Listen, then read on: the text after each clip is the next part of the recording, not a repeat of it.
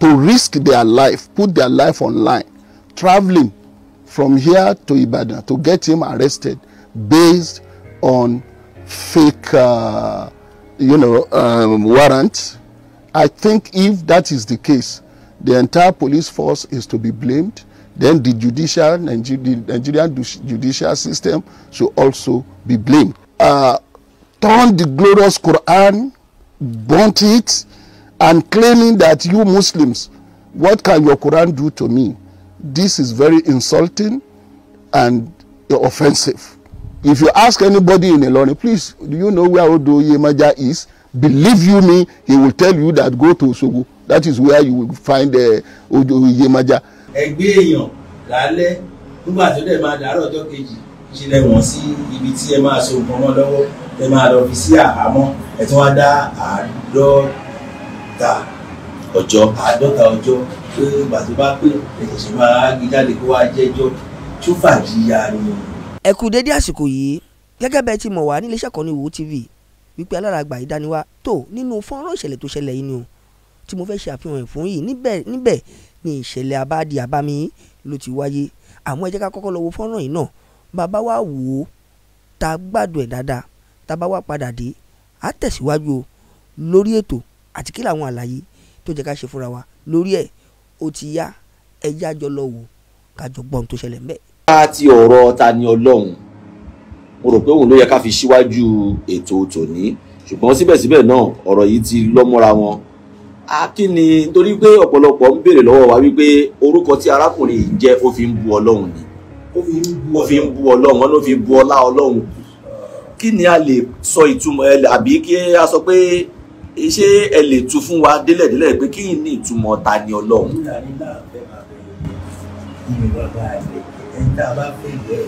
Ní ọmọ ẹ̀ olùwà tó kù dá ọgbà ọkàn fún rẹ̀ jẹ́ ìmọ̀báláwo lè sọ bẹ́ẹ̀.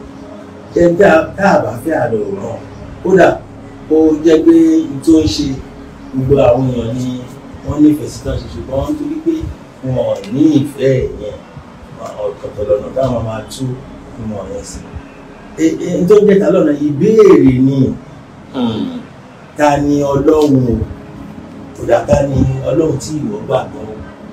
Tani Olohun tiẹ̀ o tí ó bí nìyẹn. Ẹ ṣe àwọn ibẹ̀ yẹn mo fẹ́ sáré mú nǹkan wọlé ni o. Àwọn èèyàn ti yí ọ̀rọ̀ yìí mọ́ lọ́wọ́ wípé ó sọ wípé Tani Olohun jẹ́ ohun tí ọ̀pọ̀lọpọ̀ ń sọ nìyẹn pé Tani Olohun ṣùgbọ́n òun jẹ́ pé yín wọ́n pé gẹ́gẹ́ bí ohun tí ẹ sọ yìí ó ń jẹ́ pé yín wọ́n wípé òun béèrè pé báwo ni Ọlọ́run ṣe jẹ́ sí ìwọ gbọ̀ngàn tó ń pè ṣùgbọ́n ọ̀pọ̀lọpọ̀ ní ó ti sọ wípé báwo lọ́lọ́run ṣe jẹ́ òun ni ohun tí ọ̀pọ̀lọpọ̀ ń sọ. Àkórìíra òkè yóò àwọn tó ń kórìíra ṣẹlẹ̀ mọ́ wípé tó máa bí náà ju pé nínú ìlànà ẹ̀sìn tiwa ló wà nísìn nígbà tó kù níbi kan tó pọ̀ sí i.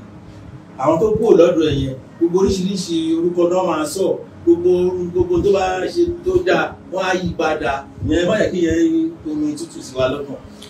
Arákùnrin yìí wọ́n ń pe orúkọ ẹ̀ ní Abdul Aziz láti inú ẹ̀sìn mùsùlùmí ló ti yà kúrò. Ó ní òun rí wípé gbogbo ohun tí wọ́n ń ṣe ń bẹ̀ ọgbọ́n arúnijẹ ni. Wọ́n wá ní wípé ó wò wípé kí ni òun lè ṣe láti lè jẹ́ kí wọ́n mọ̀ wípé òun ò sí nínú ẹ̀sìn mùsùlùmí mọ́. Ó wá mú Kùránì tí ó fowó ara ẹ̀ rà ṣùgbọ́n ó pè ní ìwé. Ó ní ìwé ni ó nítorí pé àwọn èèyàn ni wọ́n kọ́. Òun dẹ̀ dáná sún wípé òun ò ṣe ẹ̀sìn mùsùlùmí mọ́. Ogun dìde tí wọ́n bẹ̀rẹ̀ sí ní bá gbé ogun.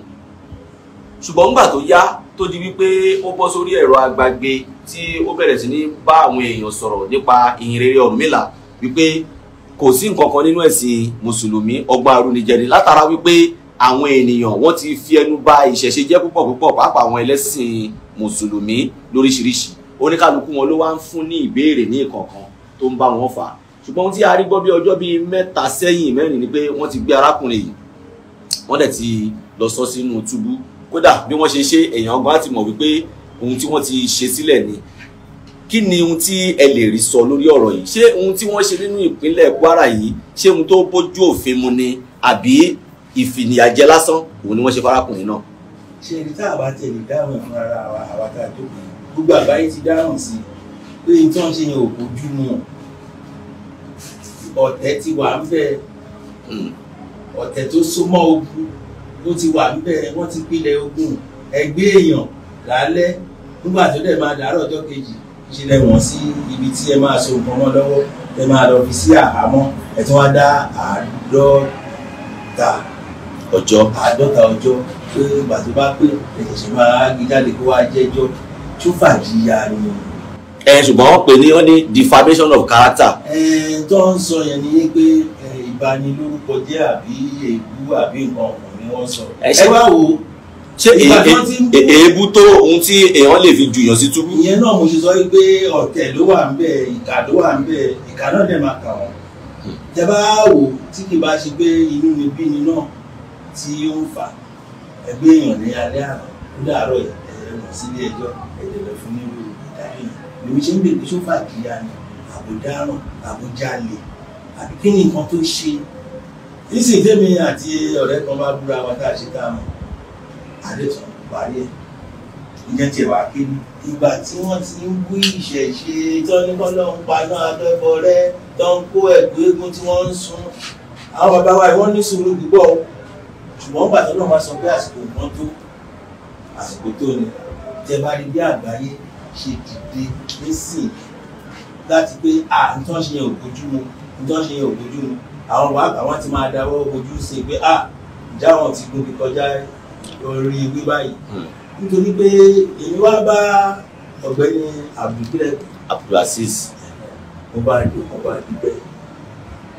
ojúpọ̀ òkú má fọ ọ̀rọ̀ bó ní jìbìjìbì ní ojú ìbá lóhùn bí òkú ìlú bí ìdẹ́rẹ́ ní wàá fún jáàrú àwọn máa ta àgùntàn sọ̀rọ̀ wọ́n ní kó kára lẹ̀ ẹ̀kọ́ ni kó máa ṣe jáàrú àgùntàn ẹ̀ máa ń sọ̀rọ̀ bí èèyàn ni kò sí kẹrìkò tó dé báyìí wọ́n á dẹ̀ máa dáwó fún torí pé wọn ò nílò ẹ̀ níjọ́ kan ní kábíyèsí lọ ìlú yẹn wá gbọ́ wọ́n ní àwọn wà àgùntàn ẹ̀ máa ń sọ̀rọ̀ bí èèyàn ni kábíyèsí ní ẹ̀wọ̀n gbọ́rú ẹ̀rí ó dẹ̀ pé nítorí fún mi wọ́n pe jáàrú àdìbẹ́ ó ní bẹ́ẹ̀ ni bàbá ó dẹ̀ dẹ́ lójú òun máa ṣe ètò kan tó máa pé gbogbo òlú pé kákùtàn wá sọ̀rọ̀ tí ò bá lè ti sọ̀rọ̀ máa dáná lẹ̀ wọ́n máa sọ ẹ́ sínú náà yẹn ni ó ló dá òun lójú dáadáa ó ní ọlọ́yẹ ló ti yá wọ́n bá fọjọ́ sí wọ́n ti fọjọ́ sí nìyẹn èrò bá pé nígbà wọ́n ti dáná ọ̀nà ti ń tẹ̀ àwọn ọlọ́yà báàgùtàn sọ̀rọ̀ báàgùtàn bá sọ̀rọ̀ dáadáa yẹn òun àgbọ̀dọ̀ tẹ́ inú kí ilé ìkẹ́ ó tì í ó gbà lójú ó ṣe gbogbo tó lè ṣe àgùntàn sọ̀rọ̀ ó wá wo náà yẹn wá ìwé tó ṣe ibi tó ń lọ òwúrò kábíyèsí yẹn má jẹ́ òpẹ́ díẹ̀ òun sọ fún yín kò sí tó jẹ́ bẹ́ẹ̀ wọ́n ṣe jù yẹn kábíyèsí ní yẹn mẹ́ta ni o ẹ̀kọ́ fẹ̀ yẹn ra náà bí ẹ̀kejì ẹ̀ẹ̀mejì tó bá lẹ́lẹ́ kẹta sọ sínú náà yẹn ṣé mo kéèyàn wà lábẹ́ yìnyín ní amúlétutù tó ń pè ní air conditioner ó tún máa làágùn bẹ́ẹ̀ lọ̀rọ̀ jáàrú àyẹn ṣe ṣáà ní kúkú bọ́ ṣe dé ní ẹ̀wọ̀n pé wọ́n fẹ́ yẹn lálọ́ lẹ́ẹ̀kì ní ó lọ́ọ̀bù sí wọ́n tún ṣe bẹ́ẹ̀ lẹ́ẹ̀kejì ó tún pariwo ó tún lọ wojú àgùntàn ẹgbẹ́ àwọn wo òun ní gbọ̀dẹ́dẹ́ kẹta tọ́ni kan bìí sí báyìí àgùntàn bá dé àṣẹ ẹ̀fẹ́ pa ni àgùntàn sọ̀rọ̀ wọ́n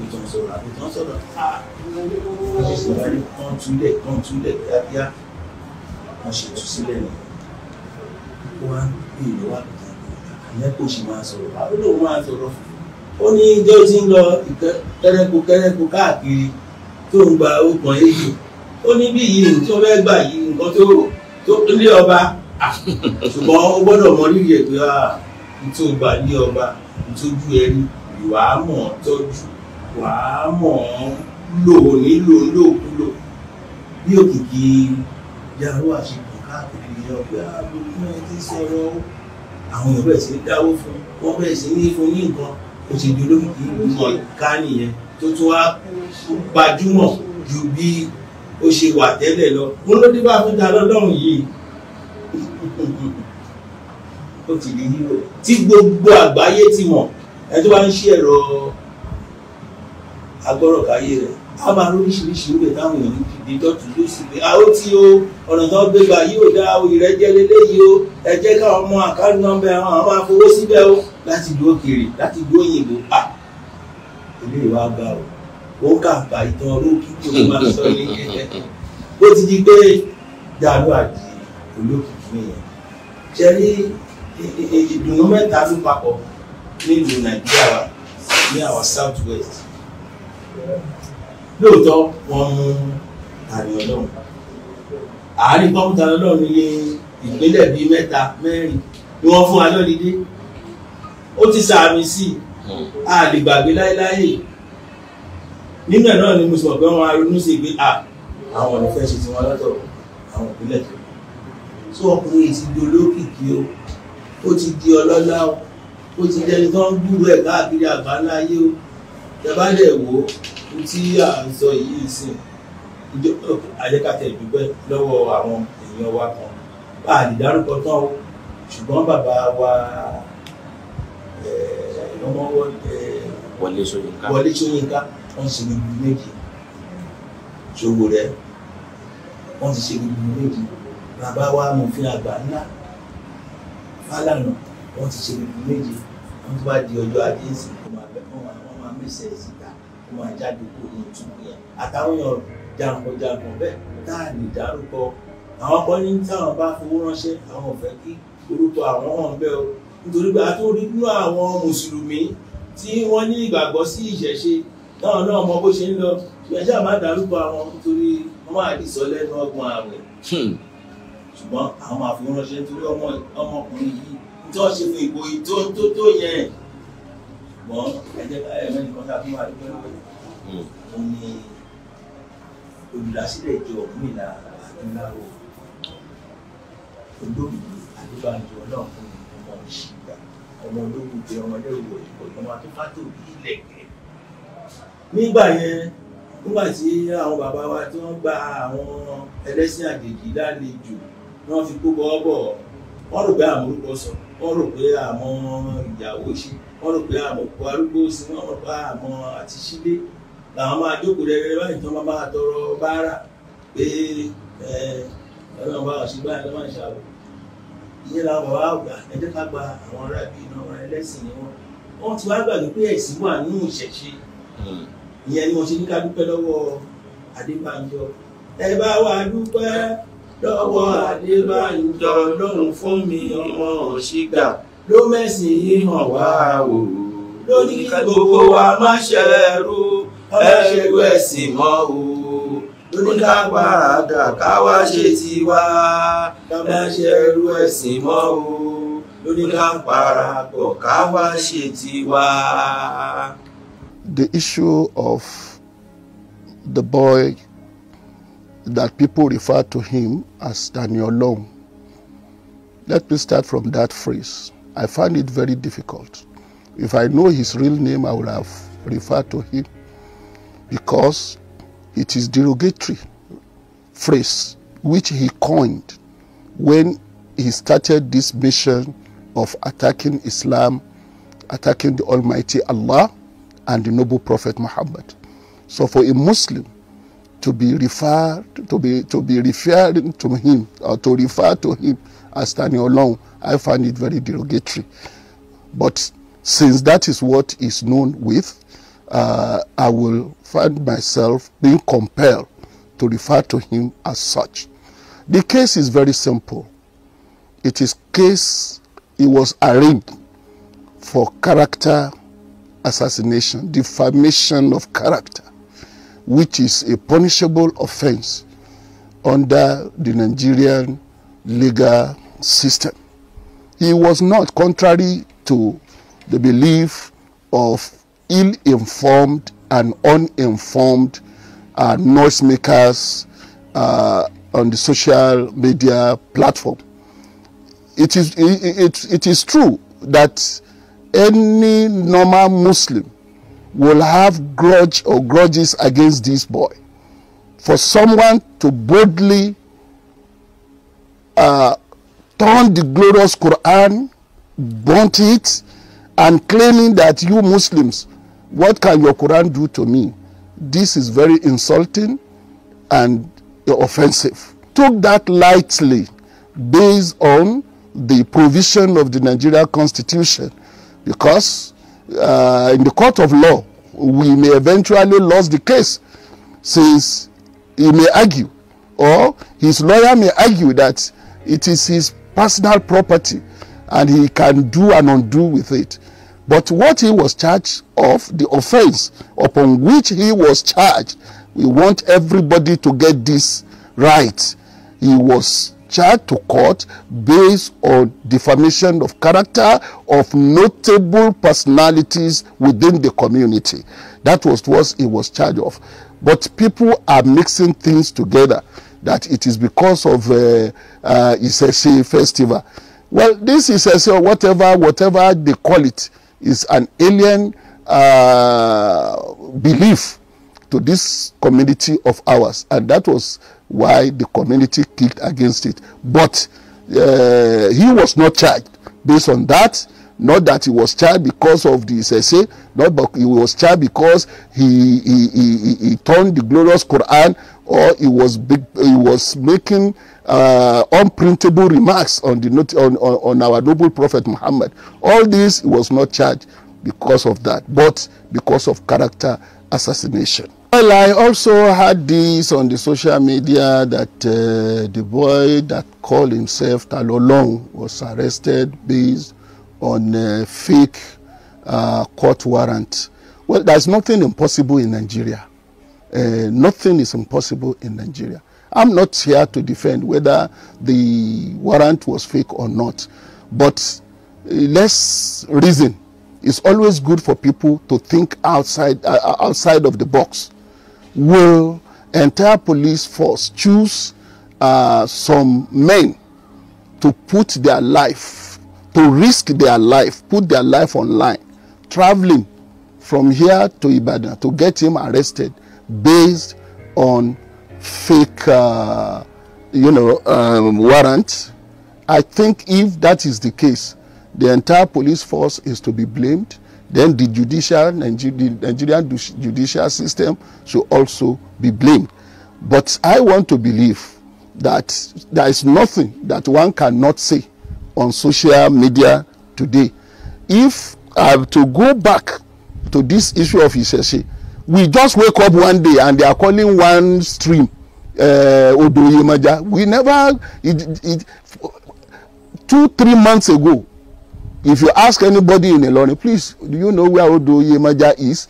Believe you me, he will tell you that go to Osogbo. That is where you will find Odoyemaja. Just because some people decided on social media to be calling something, to be calling black white or white black, and people started to believe them.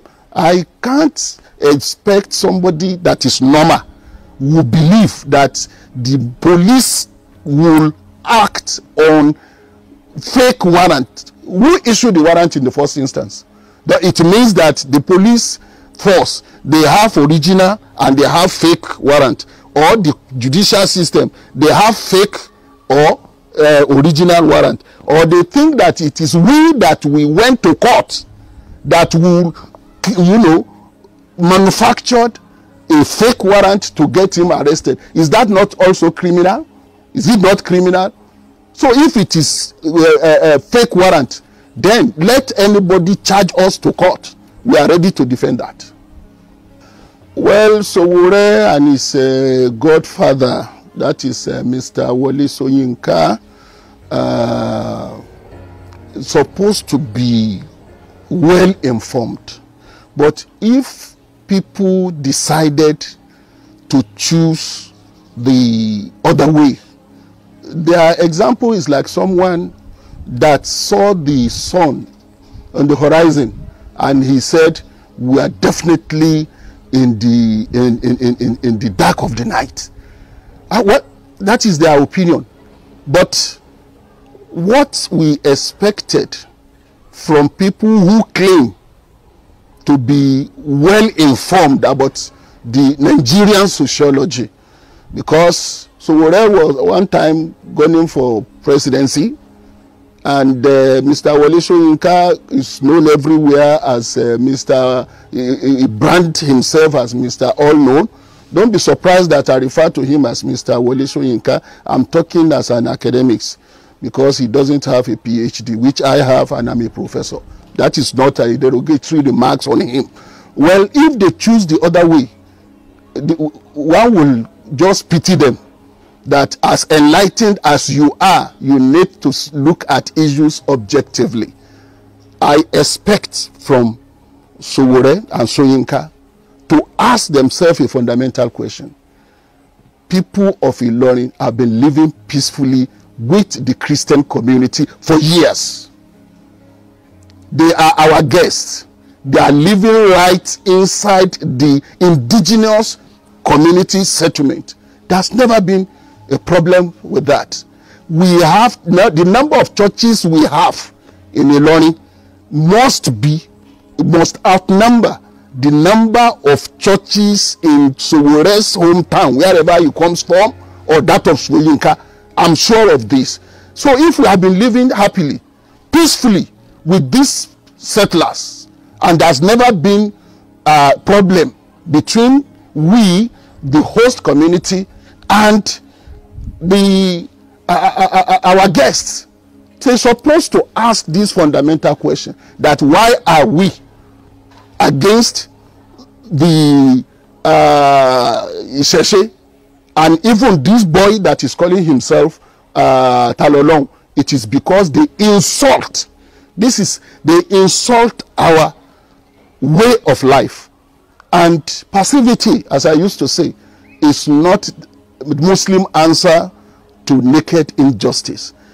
If you are pinked, you will react. If somebody insults you and you choose to be laughing, then it means that you are a bastard.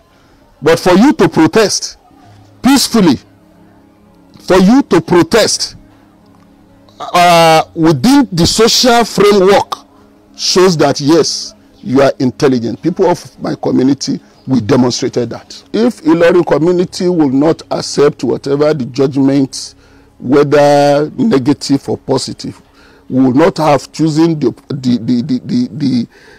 choice, will not have chosen that chance of taking him to court. We have other measure that we can take to deal. There are means of extra constitutional method that can be used, but we choose that option, the option of taking the matter to the court. That is to let you know that if we are not ready to abide by court decision in the first instance, we will not go to court. So if he's exonerated, so be it. And if the court feels that yes, he's guilty and is pronounced guilty, so be it.